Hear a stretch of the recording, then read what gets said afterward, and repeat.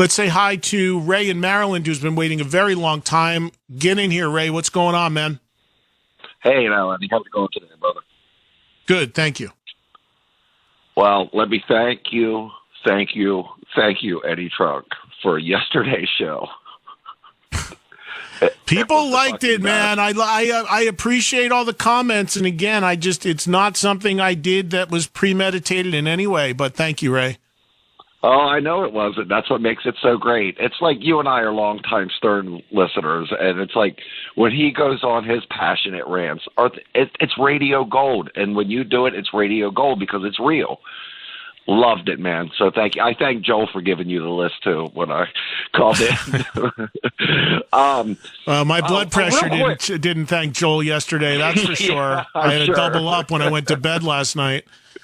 Yeah, right. I did want to mention something that I wasn't going to mention. You were talking about Ghost earlier, and I'm not a big Ghost fan either. It's a little too poppy for me, and I'm kind of like you. I don't get it. But have you heard their cover of Phantom of the Opera by Maiden? Mm-hmm. Yeah, I played it a lot on my syndicated show recently, actually. Oh, okay. I think that's the best thing I've heard from Ghost. But anyway, I'll move on. I saw... Ray, you know what's interesting? Ray, real quick on that. I don't know if you know this, but Paul Di'Anno commented on it and initially said he didn't like it and he thought the vocal was weak. Yeah, and then he kind of pulled back from it a little bit and kind of retracted what he said. But Di'Anno actually did comment on it initially. Oh, I did not know that, but I thought for me it was the best thing I've heard from the band. But that's just me. I like the heavier stuff.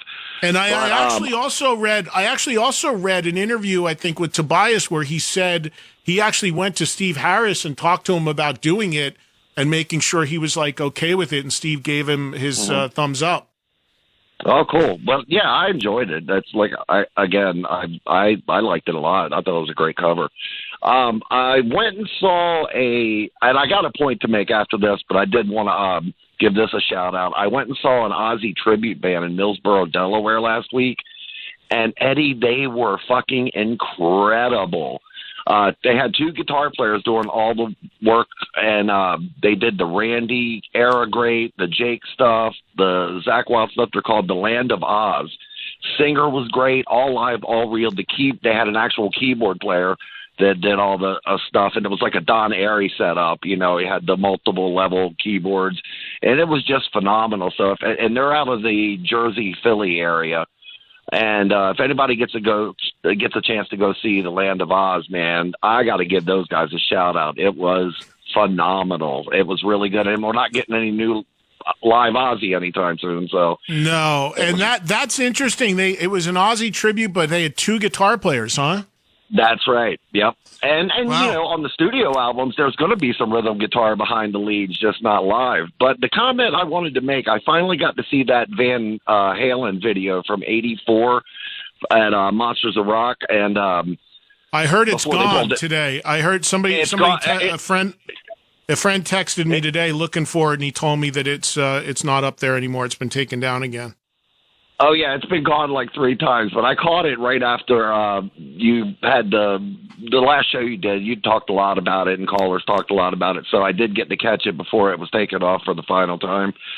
And it was really cool to see, and I've seen a lot of bootlegs. I've watched the US Festival video, and, you know, Dave's never great. But I'm telling you, Eddie, maybe it's because I'm getting a little older. I'll be 55 in October. David Lee Roth was almost unwatchable for me. I mean, he wasn't hardly singing. Everybody talks about what a great showman he is. Maybe at the time it was cool, but it was just annoying to watch, man. It was unwatchable as far as his part of it.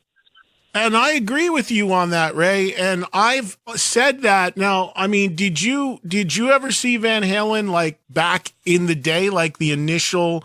Like, did you ever see Van Halen live with Roth? I never did. I've seen them with Sammy twice, but I never saw them with Roth.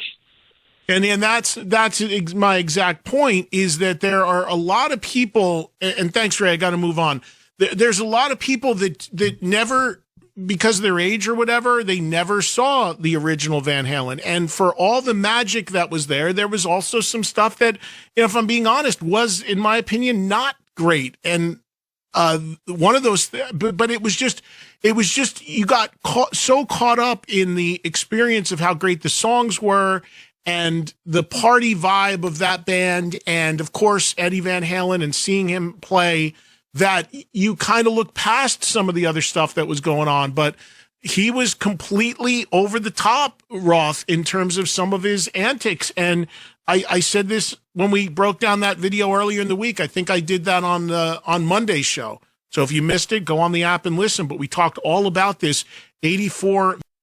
If you missed it, go on the app and listen. But we talked all about this 84 Van Halen show from England, from the Monsters of Rock Festival, that leaked out, this show never before seen.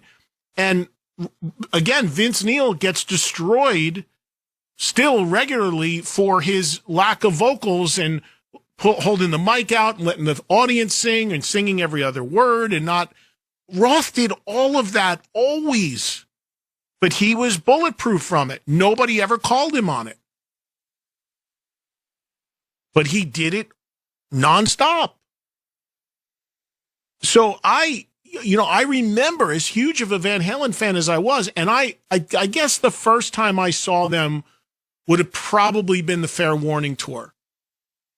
And then I saw Diver Down and I saw 1984, but it was always the same thing. I was like, wow, I really love these songs. I really love this band, but this guy's too much.